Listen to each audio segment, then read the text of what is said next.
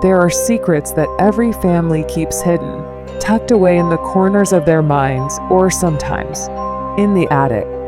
The town of Hollow Creek lies buried in the middle of nowhere, shrouded by an unending fog. Its streets are cobblestone relics of an age-long past, its buildings steeped in history and secrecy. At the center of this town stands the Blackwood Estate, a towering mansion that looms over Hollow Creek like a silent guardian or perhaps a watchful predator. No one has lived in the mansion for decades.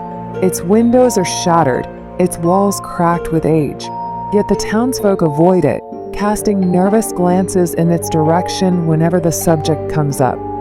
They speak of it in hushed tones, sharing tales of ghostly apparitions, of screams heard at the witching hour, and of the Blackwood family's mysterious disappearance.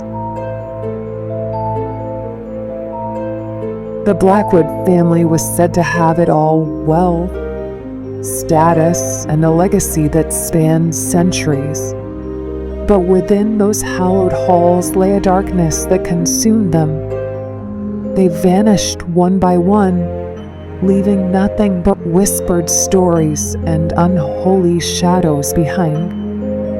But the mansion did not forget. It waited, biding its time, its halls echoing with memories and the faint rustle of something that was never meant to be disturbed. Now, after years of silence, it calls to its last remaining heir.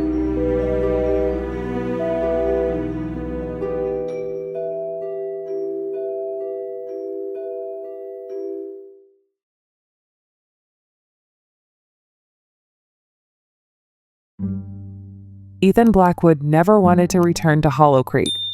The town was a shadowy remnant of his childhood, a place where his father would lock himself away in his study for hours, whispering to things unseen. He had escaped to the city as soon as he was old enough, burying his past under the noise and lights of urban life. But when the letter came, informing him of his father's death and the terms of the will, he found himself drawn back to the town he swore he'd never see again.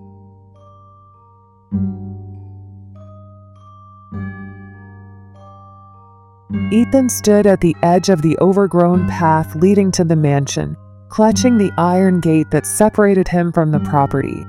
Memories flooded back, fragments of laughter turned to screams, shadows that seemed to move of their own accord, and his father's cold eyes warning him to stay out of the attic. The will had one condition. Ethan had to spend a single night in the attic to claim his inheritance. It seemed a twisted joke, a final test from a father who was never truly a father. Yet there was something else, a deep, unsettling feeling in his gut, a pull that made it impossible for him to walk away. As he pushed open the gate, the air grew colder. The mansion loomed before him, its facade cracked and rotting, but its presence was undeniable, like a beast that had been awakened from a long slumber.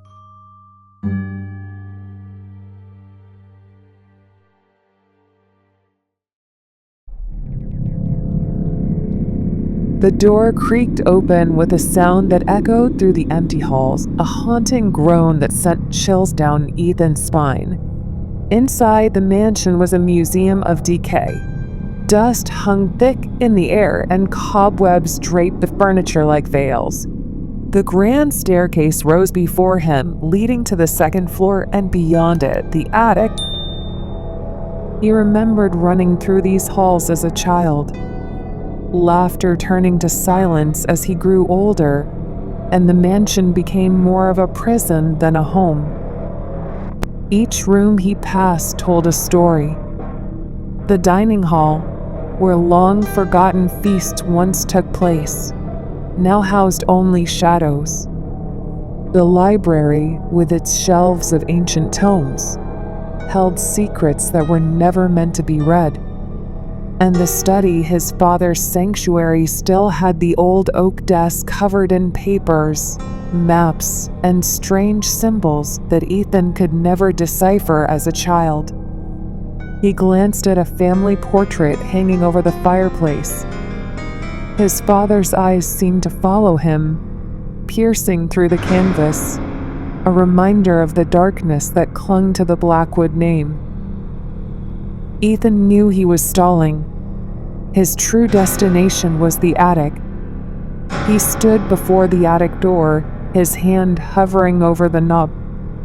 It was locked, just as he remembered it. But as he searched his pockets for the key the lawyer had given him, he heard a faint click, and the door swung open on its own.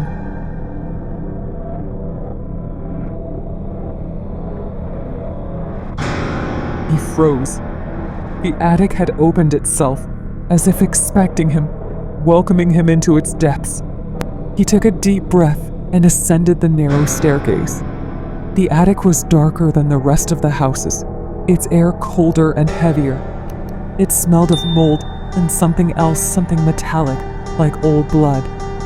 In the center of the room stood an old rocking chair facing the window. It swayed gently, as if someone had just been sitting there.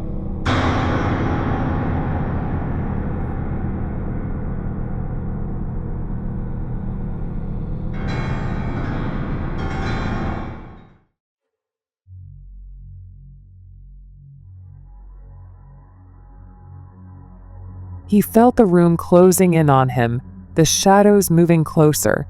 As he approached the chair, he saw an object resting on its seat, his father's journal. He hesitated before picking it up, the leather cover cracked and worn from age. Flipping through the pages, he found entries that detailed the history of the Blackwood family, of how they came into their wealth through a pact with an entity known only as the Watcher.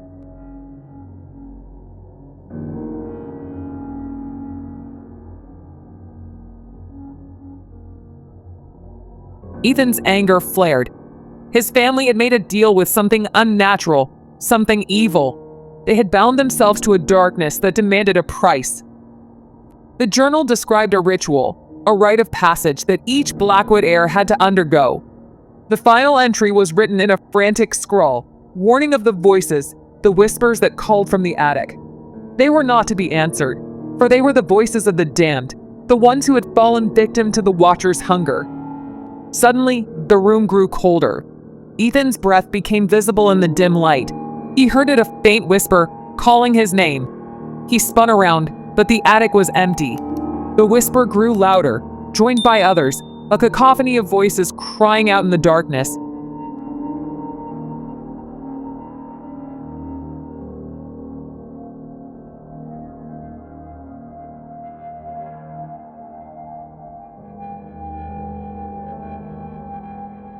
His heart raced.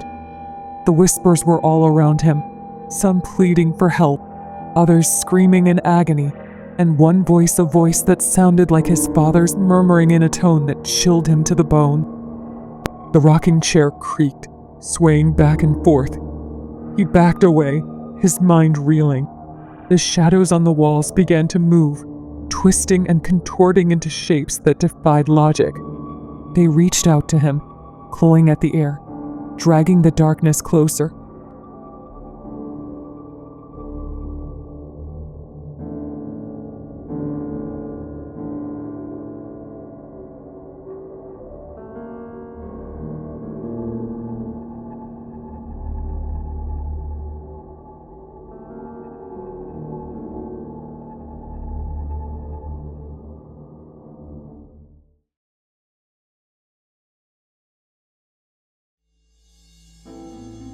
The whispers were inside his head now, burrowing into his thoughts. He clutched the journal to his chest, the only thing grounding him to reality. The shadows grew thicker, enveloping the room in darkness. He felt something cold touch his shoulder, and he screamed, stumbling back.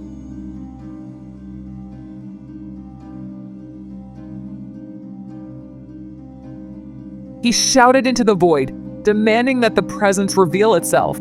His voice was met with a deep, guttural laugh that reverberated through the attic. The shadows converged before him, forming into a shape, a figure that materialized in the rocking chair. It was his father, or rather, a twisted, hollow version of him. Its eyes were empty sockets, its mouth stretched into a grin that was too wide, too unnatural.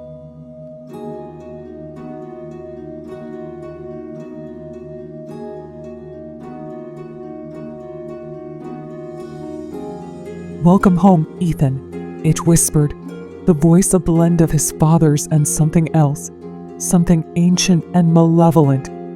The figure explained that the Blackwoods had made a pact with the Watcher, a deal for power and wealth that required a sacrifice. One member of each generation had to become the Watcher's host, bound to the attic for eternity. His father had tried to break the pact, but had failed, and now it was Ethan's turn. He was to be the next host, the next guardian of the darkness. The room began to shift, the walls bending and warping. The shadows pressed in on him, pushing him toward the rocking chair. Ethan felt his sanity slipping.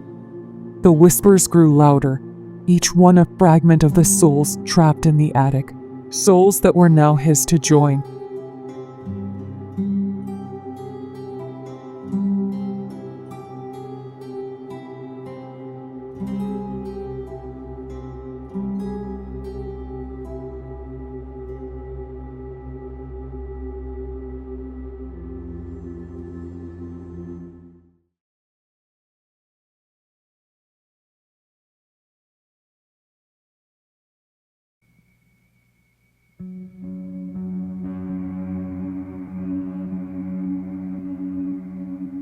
Ethan was trapped.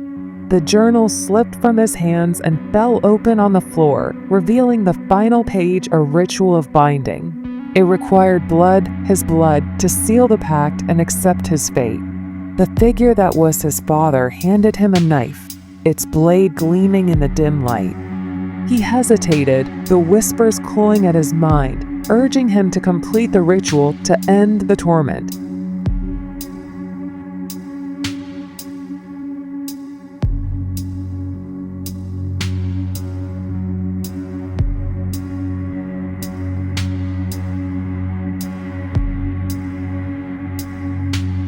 But deep inside, something rebelled. A spark of defiance that refused to be consumed by the darkness. He refused to become another victim of the attic. He grabbed the knife, not to use on himself, but to carve a symbol into the floor, a symbol of breaking, of severance. He remembered something from the journal about how the pact could be broken if the symbol of the Watcher was destroyed. The attic roared in fury as he carved the symbol, the shadows recoiling from the blade's touch. The figure lunged at him, its hollow eyes burning with rage. Ethan swung the knife, slicing through the figure's form, and it howled, a sound that shook the very foundations of the mansion. The shadows convulsed, writhing in agony as the symbol was completed.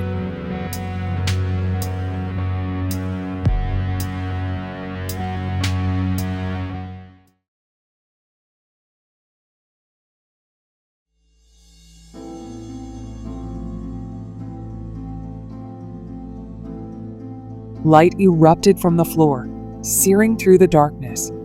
The shadows shrieked and dissolved into the air, the figure of his father melting away into nothingness. The whispers faded, replaced by a deafening silence. The attic was still, its power broken.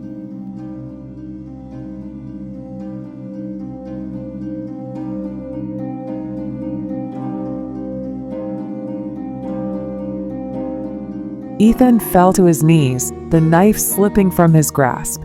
He had done it. He had broken the pact, freed the souls bound to the attic, and ended the Blackwood curse. He stood slowly, his legs trembling, and made his way to the staircase. As he descended, the mansion seemed to sigh, its walls no longer whispering, its shadows no longer reaching. The front door opened, and he stepped out into the night. The fog around the mansion began to lift, revealing the first rays of dawn. He turned back to look at the mansion one last time. It stood silent, its windows dark and empty, no longer a beacon of darkness, but a mere shell of what it once was. The Blackwood legacy of horror had ended with him.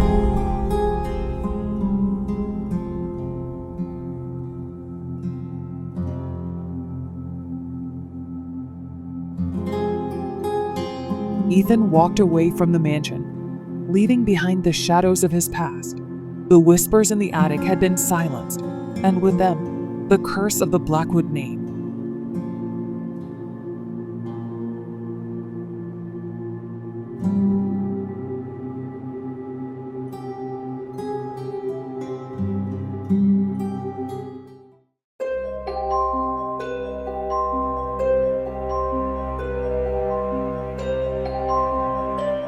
and so the mansion stands empty, its halls no longer echoing with whispers or shadows. But on certain nights, when the wind howls through Hollow Creek, some say you can still hear the faint creak of a rocking chair in the attic, a reminder of the darkness that was, and the light that conquered it. The mansion is now a relic, a testament to the power of will against the horrors of the past. But the question lingers, was the curse truly broken, or has it simply moved on, waiting for the next soul to hear the whispers in the attic?